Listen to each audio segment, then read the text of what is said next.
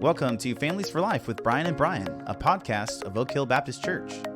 On today's episode, we're going to talk about spiritual influencers 7, 8, and 9, all dealing with influence.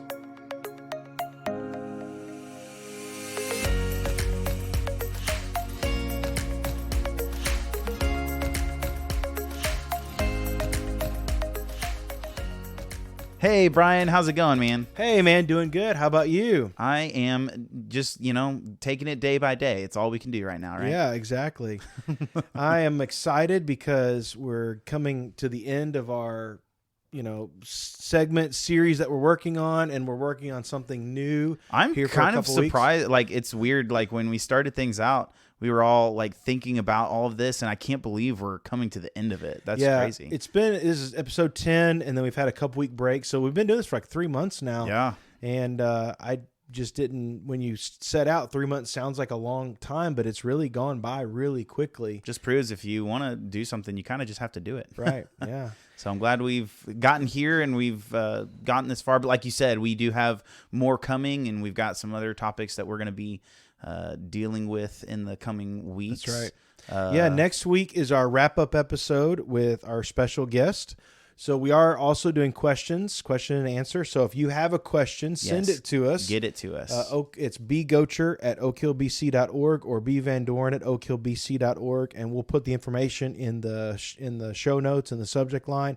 And get us your questions that you want us to answer. They can be anything about parenting, about spiritual stuff, whatever you want to ask us. We want to try to help answer and just help out with that. That's right. Yeah, and our special guest will definitely be able to help with that. He'll be very helpful with that. Let's just put it that way.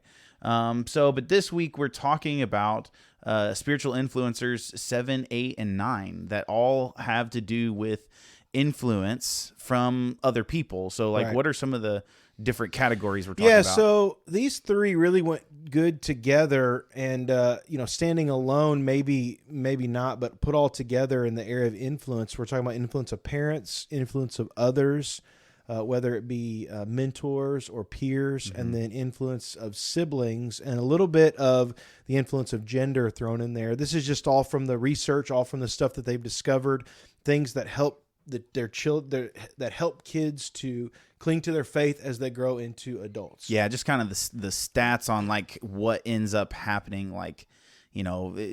For most girls, it ends up being this way, or most guys, it ends up being this way. Right. So it's not like this is absolutely true of every scenario. It's just kind of the information they have found. Yeah, so let's talk about influence for a minute before we jump into it. Influence can often be thought of in a negative way. A lot of times you hear bad influence. You're a bad influence. That's that right. Kid's a bad influence. Mm-hmm. But I think influence works both ways. There have been people in my life that have been a bad influence on me, and people that have been a good influence. Yeah. What's the difference? Well, I think that is exactly the point. And, we all have people that have been bad influences and then good influences. And it really depends on where they're influencing you towards. Like, what are they driving? How are they affecting you? Right. And then where is their foundation? What's the goal of their life? And, one of the things that I thought about as we were preparing this is just,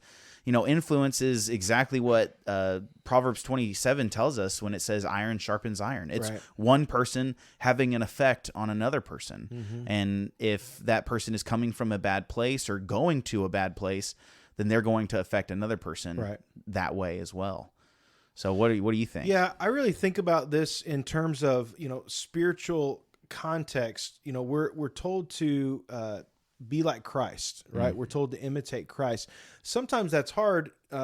We need people in our lives that are living that out. In fact, Paul told the Corinthians, imitate me because I'm imitating Christ. So he's like a real life example to the Corinthians of how to live like Christ. And so I think of influence in that way, especially for teenagers and children. If we're living like Christ, we can say, look to us, we can influence you to live like Christ. Yeah, I think that's super important because really what we're dealing with is just we're going to be talking about people who are following Jesus and trying to live that out, and how they just show that to our children. Right. And that is just the example that they need to see so that they know what it looks like. Right. If you don't know what it looks like, it's a lot harder to do. Who have been those people in your life that have influenced you? Well, I know for me in youth group, I just, man, I've had so many people influence me before, even just growing up. My parents, obviously, the number one influencers are your parents. Right. But then like my grandfather and my uncle and, my grandma and my aunts and, Right. and a bunch of different people. But in youth group, I had a few guys who are just a little bit older than me just reach out and befriend me. Yeah. And if it weren't for them, I would have really hated church for a long time, but it just took two guys. Really, just one of them would have been fine, but these two guys just became my friend. They just chose to be my friend and really showed me a lot of love, and that influenced me greatly. And I still think back on those times.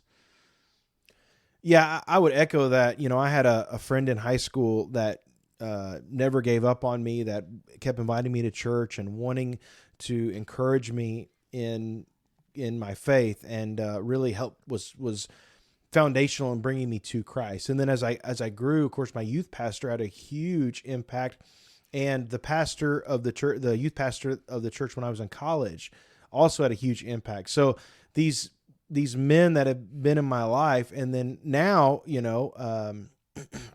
my current pastor, my boss, my mentor, all of these people have helped me and influenced me to really become the person I am. So they've helped to shape and mold me. Absolutely. Well, just, in our context, like that's why I love being at a church with multiple pastors, but not just multiple pastors, but pastors that actually love to interact and befriend each other, because we really influence each other. And positively, I would add. I would agree with that. Yes, definitely.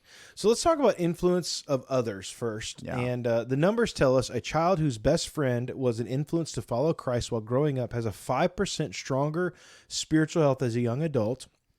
And a child who connected with several adults at church who intentionally invested in them spiritually and personally while growing up had a 3.75 stronger spiritual health as a young adult. So the people that are around our children have a great influence on them. Yeah. Yeah, like their best friend. So this is saying their best friend was a Christian and influenced them towards Christ, and they were connected to adults in the church that influenced them towards Christ. Right. What is that? 8.75%. Right. That's a lot. It's right huge, there. Yeah. So this is something we really need to take into consideration is it matters who is around your children. Right. It makes me think of Proverbs 13:20 that says, "The one who walks with the wise will become wise, but the companion of fools will suffer harm."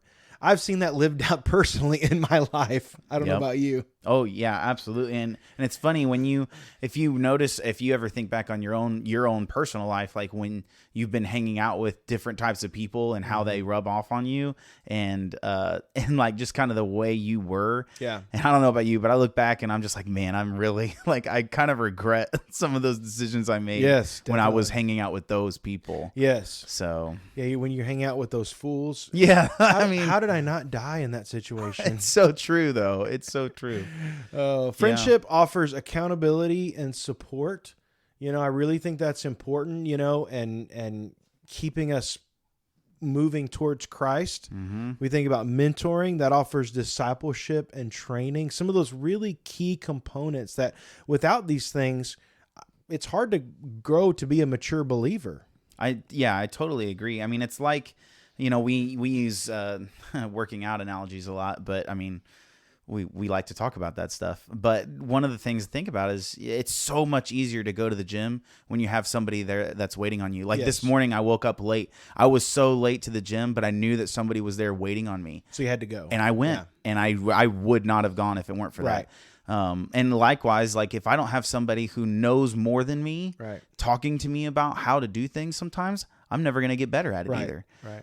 So that's why we need friends and mentors. Well, just like I mentioned earlier with my own testimony, I would not have come to Christ if it weren't for my friend who was constantly pursuing me, even after rejecting him. And I think of I think a lot of how Andrew brought Peter to Jesus, and I think we can influence people in that way. It's not that we are Jesus or we're offering salvation, but we're bringing people to Jesus. We're helping them to know him and grow in him. And I just love that picture and that image of influencing people in the way to where they can get closer to Christ. Yeah. And I think that's a good point to remember, not just like what influences in our life, but how we are influencing others, because it really does make an impact on people's lives. Right.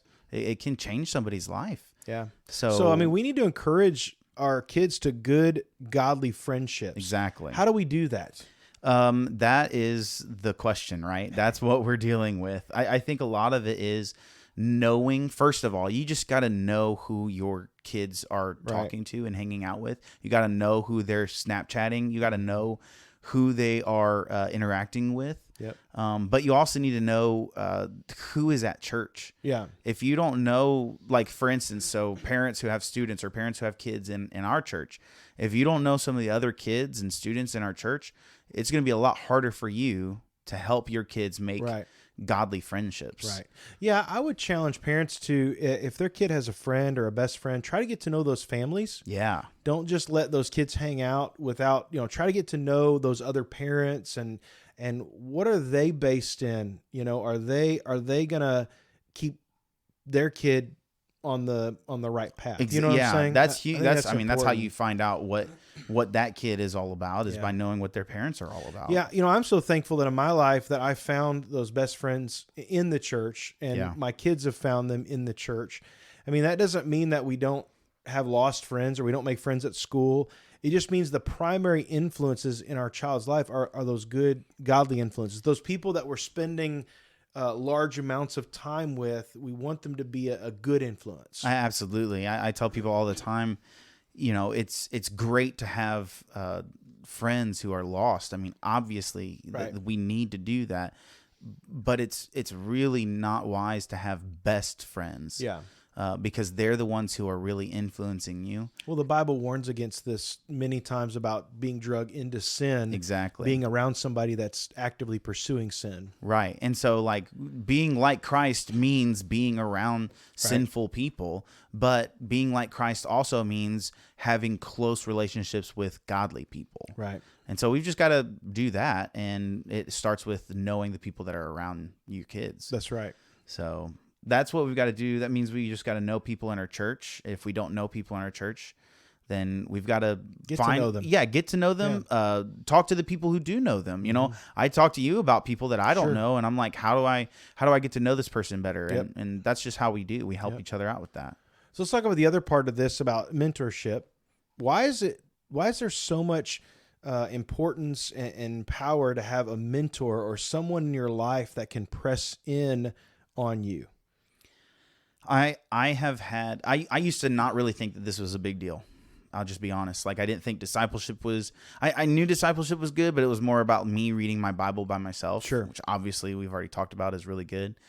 But having somebody in your life who has walked that journey, who is in a closer relationship maybe with the Lord, they're more mature than you, let's put it that way, is so helpful. And I found that out when it started happening to me, when I was in relationships with people who weren't just my friends. They were, I found out they were my mentors. Right. And it was just because they were way beyond me. Right.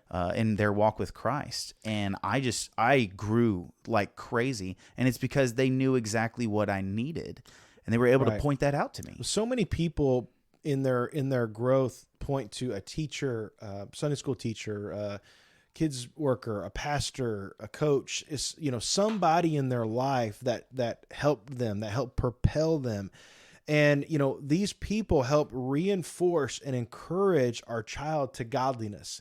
And as we often say, I can try to influence and press in on my kids, and I need to, but then if another adult or another youth worker or Sunday school teacher or somebody comes in, they can say the exact same thing. Yep. And my child will listen to them. That's right. And be reinforced and encouraged to those same things that I'm telling them. And it's really important that we do this in a church, especially one that takes the child's safety seriously, which is what we do. We take time to screen our volunteers, we interview them, we develop them, train them. So we have adults that you can trust. That's right. We don't want to put anybody working with a child or a student that is going to take advantage of them. We want those that want to make a difference and press in a good, godly way. Yeah, and we just want to make it easy. And this is what, we think that's what it means to equip, right? Is to just make it easier for parents to find other adults who can help them as they are discipling their children. Right. I mean, you need help, right? I mean, we all need help. Mm-hmm. And so let's make it as easy as we can, because it's already hard. Right. So that's a really important thing. Yeah, I think this is just telling us that influence of others is crucial to our spiritual growth. We need other Christian friends and other mentors to help us to grow. It's really important. Yep. But the thing that we really want to also point out is the fact that parents are huge influencers of their children. Yep. So let's talk a little bit about that. It tells us that a child whose parents typically asked for forgiveness when they messed up while growing up has a 2.5% stronger spiritual health as a young adult. And a child whose parents typically pointed out biblical principles in everyday life while growing up has also a 2.5% stronger spiritual health as a younger adult. So these are two key parts of what it looks like in parenting. It's interesting to me that these are the stats that rise to the top. Yeah, exactly. Of all the things that we do to shape and mold our kids, we try to teach them. We talked about family dinners and vacations and one-on-one, and we try to make sure they're well-rounded. Of all the things, these are the two things that make the biggest spiritual impact: asking for forgiveness and really pointing out biblical truth, living that out and making sure the kids know why you're living that way. Why do you think that is? Well, first, I just want to point out that I think, we think that family dinners are really important. I think family dinners are super important. I think vacation, all that stuff that we just said are really important, but they're only important if you're doing these two things. Right. That's kind of like the context that these two things happen in. You can have a family dinner, but if this stuff isn't happening, if asking for forgiveness and then just pointing out biblical principles as the opportunity is given to you, if that's not happening, then you're kind of wasting that time. So that's huge, and it's obviously because the first one is just exactly what the gospel is all about. It's owning your sin and asking God for forgiveness. That's good. Your kids need to see that in you. Right. Yeah, using our failures helps kids to see gospel transformation firsthand. We as parents are showing them we rely on Christ just as much as they do. Yeah. I don't think it's helpful to portray I'm perfect parent.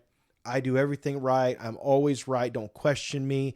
There's definitely something to say about parental authority. Of course. I think that's important. But we also have to be honest about our failings. If they see somebody wrestling with their sin firsthand and the results of forgiveness in our lives, it's going to help them to understand and to know what gospel transformation is really like and what it's really about. Yeah, we want our kids to recognize that they've got a problem in their heart, and it's called sin. We want them to see that Jesus is the solution to that he died for their sins, and he came back to life to give them a new life, and that they can have forgiveness from him. I want my kid to be able to use a hammer, okay? So I'm going to use a hammer in front of him, and I want him to see how it's done. Then I'm going to give him a toy hammer, and he's going to play with it, right?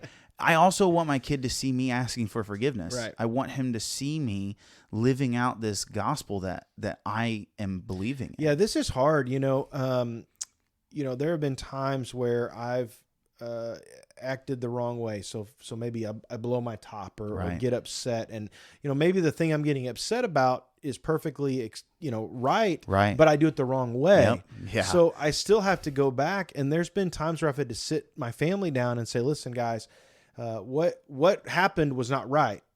What you guys, whatever kids, whatever, what you did was not right. But the way I reacted was completely wrong. And I was sinful, and I want to ask your forgiveness.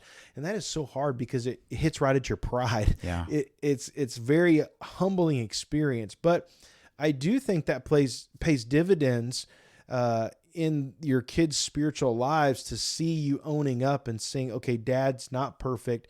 When I mess up, I go and ask for forgiveness. I have to humble myself.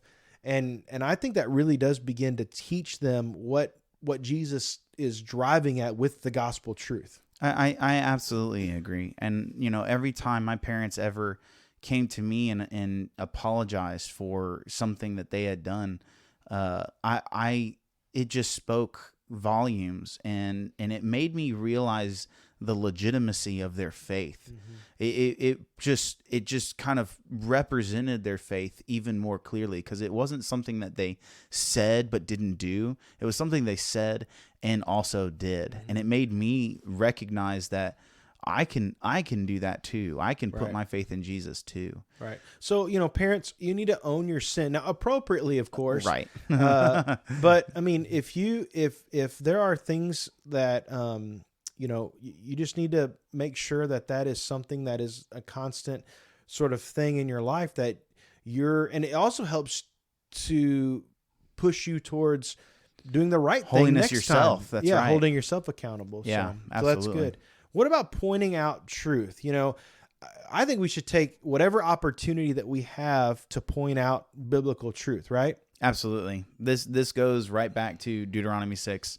This is, teaching your children that the Lord is God, He is one. That's who we worship. And we do it as we're walking down the road, as we're, right. Hanging out, as we're working together, Mm-hmm. whatever we're doing, as we're watching a baseball game together. We're talking about biblical principles as the opportunity is given to us. Right. I'll give you a real life example. We've walked out of the store before and something's been on the bottom of the cart or fell out of the cart and we didn't pay for it. Mm-hmm. We could have just walked on and not say anything, but we'd say, oh no, we need to go back into the store, pay for this item, and then we can leave, Mm-hmm. We didn't intentionally steal an item, but if we would have walked away and not paid for it, we would have stolen an item. Yeah. So we're trying to teach our kids, hey, we don't steal things. Right. That's not what a Christian does. We want to be honest and good in all of these things. That's just one example that I can think of off the top of my head. Yeah, but it's so easy to let go of that stuff and not realize that it's influencing your children. Right. It's so much easier to just be like, it's okay.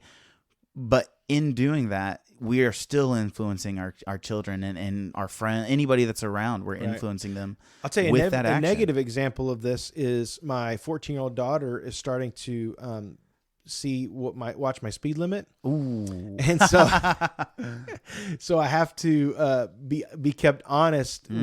with my speed and my speed limit. Not that I'm a really big speeder or anything, Of course. but We would never do that. It is a humbling thing, because Yeah. we as Christians we need to obey the law. Right. We need to, especially with her getting older and That's right. getting closer to driving age. Right. So, I mean, she's definitely, kids are watching, Mm-hmm. whether we know it or not. Yep. I mean, they are watching what we do and what we say. And so if we take a moment to point out why we're doing something, or, for instance, you need to serve in the church. Hey, it's not the attitude of, oh, I got to go serve. It's, hey, kids, we get to go serve because Right. we love the Lord and the church needs us, and we get to use our giftedness. And you get to point out these positive things that are biblical truths, and you get to show them that in real life. And sometimes it's really not even just like coming up with random biblical truths. It's more just telling your kids why you do certain things. Right. Like I remember, this is kind of different maybe, but my grandfather would often, when we would go hunting, he would take whatever game we got and take it to somebody who needed it. And I was just this little kid. I didn't know why we were taking, turkey to this lady's house. And we go to the lady's house and he gives her this turkey and she's so thankful and all this stuff. And we drive away and my granddaddy starts telling me how she doesn't have any money. She doesn't have a husband to help her out. Right. She's by herself. She's a widow. She's by herself and she needs help. And that's Right. why, that's why I great. do that. It's just, why am I doing what I do? I'll Right. tell you why I do what I do. Yep. That's what we do. That's what we do as parents. Yeah. So that is influencing our children in both humility and with intentionality. And I think right. those are two, man, if we can get our kids to grab a hold of those things, man, we just need to pray that God would help us in these ways. Cause these are hard things. When we get in the stream, number one, just our pride, but then number two, our busyness, just in the stream of life, we get so busy, we get focused in on our own things that I don't have time to talk about biblical truths with my kids or point this or that out, but we need to take the time. That's right. Yeah. And that really just comes with, having the right mindset of again, if you don't, maybe you don't know why you do some of the things you do. You're just doing it out of your busyness or out of your routine. Maybe we need to take a step back and ask ourselves why we're doing what we do. Because if we don't even know, then how are we going to be able to tell our kids this is why I'm doing this, for the glory of the Lord? Am I really doing it for the glory of the Lord, or am I just doing it because? That's good. That's important. But there's more to talk about. There's influence from other people. The last section is influence of siblings and gender. So the numbers tell us that girls have a 3.75% stronger spiritual health as young adults. And for each sibling a child has, he or she has a 1.25 stronger spiritual level as a young adult. So if you really want your kids to be spiritual, Brian, you have a bunch of kids, okay? Yeah, 8 or 9 kids, okay? Yeah. Well, I mean, and this is something we want to be careful. We want people to realize, like, okay, I have a boy, he's the only child. Like, oh no, no, that's not what we're talking about. Right. That's not what this is telling us. But it is important for anybody to realize, like, it is a little bit harder for whatever reason we don't to want influence boys. We don't want to jump to conclusions. I mean, for whatever reason, girls have a leg up on boys. But I do want to point out, being male doesn't have a negative effect. Right. Okay, so it's not a negative it's not thing. Bad. Girls just seem to be more in tune with spiritual things. Mm-hmm. And so this should challenge us as pastors to keep encouraging girls, but also to lean into engaging boys. That's right. I think a lot of this is, you can see this even in our education system. Boys are not by nature, I believe, sit and learn and listen and learn type people. They learn by doing. Most boys like action, generally adventure. Speaking, they like to get in and get your hands on, hands dirty sort of thing. I know that I learn by doing. Yep. And so boys can be engaged differently. And so in the spiritual thing, I think as children's pastor and youth pastor, we need to think of ways to engage boys in spiritual things. I think of like one of the outings that you had, a camp out with some of the teenagers, and had a dad come out and talk about survival skills and all that kind of stuff. Those things are like, the boys like really love that stuff, Right. Well, and it engaged, because all of that we just tie right into, spiritual truths that they can then understand better. And so, I mean, I know just growing up, like, I could not stand certain algebra and different math equations because I just couldn't get my mind around why. But once I got into physics and I was able to see things working, it made a lot more sense to me. And I think that is generally speaking true of guys. And one of the ways that we at church can make guys more capable of kind of grasping what we're talking about when it comes to the gospel, when it comes to serving, is really to just give them jobs. Like, I love to just be like, hey guys, all right, here's what we got to do. Let's get this done together. And as they're doing just simple things like getting some ice or, setting up stuff, they are doing what we are talking about. Right. So they're able to learn it better. And that's not to say that girls can't engage in outdoor activities or survival skills or serving or anything. We want to do all that. Right. But we also know, because of some of these statistics, that we need to press in and engage boys as well. All you got to do is watch. I mean, if you come to student gathering sometime and I say, okay, let's get our Bibles out, and if you have a notebook, I look and like the girls, quite a few girls have notebooks out, and it's all like it's all pretty and stuff, and the dudes are just sitting there with like, their Bible that, their parents made them bring. I'm just playing it. Guys do like bringing their Bibles too, but it's like that. It's just the way it is, and it's fine. I do also find it interesting, the statistics about siblings. Why do siblings have a positive influence on your child's spiritual growth?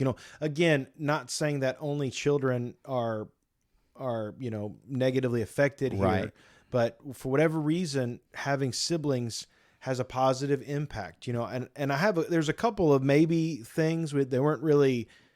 This is not based on there's nothing science. There's no way to say this is exactly why. But maybe it's because they learn the value of community early on. They have to understand about sharing and there's more people in my world, and than just me. Right. Yep. That's been my, understanding just growing up and having a couple of younger siblings and being a part of having to make sure, like having to take care of them and recognizing that it's not all about me, because it literally couldn't be all about me. Right.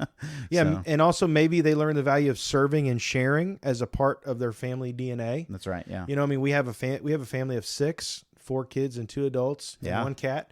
And we have to share chores. It's just too much to do. My wife homeschools, and so it's like, hey, it's your turn to do the dishes. Right. You got to vacuum. We all have to pitch in. It eventually just becomes a force of necessity. It's just the way it's got to be. The way we do it. Yeah, and that's good. Maybe it provides an opportunity for some of the other spiritual influencers to take hold. Like just being around the influence of other people, the influence of parents. More opportunity for quality time, biblical time, accountability, all those types of things maybe just kind of factor in there. Right. So again, if your child is a boy, he's an only child, don't worry. Yeah. These things are not really as important as some of the other things we've talked about. Right. But they were in the numbers. So and we did want to point them out. Yeah. We're not saying anything bad about that situation at all whatsoever. Right. We do want to just point out that simply means that you might want to just know these things, so that as you know this, you can easily engage it, and it's not going to be a problem. Right. Like if you do have an only child, give them a strong sense of family, even if they are the only child. Like my wife is an only child, but she has 2 cousins that they kind of operate like sisters, and they've always been close growing up. They've always had a really close family, and so I think that has been a very positive thing in the same way for her spiritual growth. Yeah, I see some of the students who are only children, and the way that their parents get them connected to the other students in the youth group, that's their like, extended, not really family. Yeah. That just kind of fills in any of those things that we've just been talking about. Exactly. Yeah. So. Not as important, but we did want to mention it because it's in the research. I think the biggest thing that we want to take away from this is that influence matters. That's right. Influence matters. Yeah, it's super important that you as a parent are influencing your kids, but we also need to make sure that other godly adults are influencing our kids, and that other godly peers to your kids are influencing their kids. Those 3 things. Right. This kind of piggybacks on what we talked about last week with the church, because these things, godly adults with mentoring and discipleship, can be found in the church. And the same thing with godly peers can be found in the church. Now, that's not to say that every student or every child is godly or comes from a godly family. Yeah. But I do think there's a higher percentage, and I do think that that's another reason to really plug into your church and get involved. Get your kids involved in the youth group. Get them involved in the children's ministry, because they'll have some of their closest, deepest, long-lasting friendships found in the church, ones that will continue to push them on far into adulthood. Yep. Yeah. Actually, one of my best friends when we were in high school in church together, we're both having our second born are coming.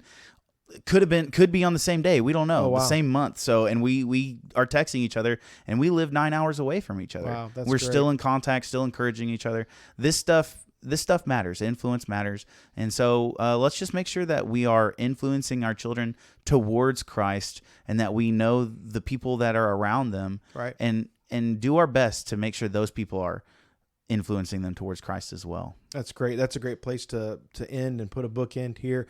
We're so excited about this series. We hope you've been able to listen to the whole thing. If not, go back and listen to it.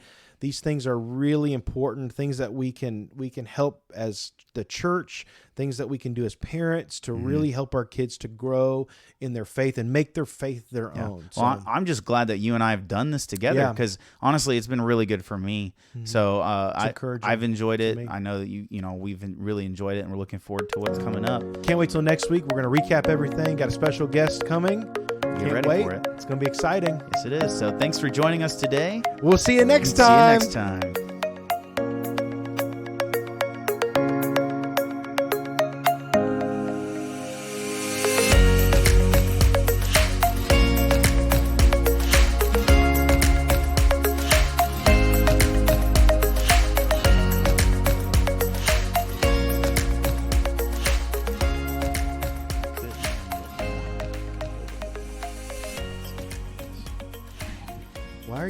What are you doing? Well, I don't Why don't like that at it's a weird angle. I don't like that it's coming like straight across, because it's like the bar is right at my eye level. So I like that it's coming down now, so that my hand is clear here. You want me to hang it from the ceiling? What do you? That would be preferable. Oh my god! You get a wire.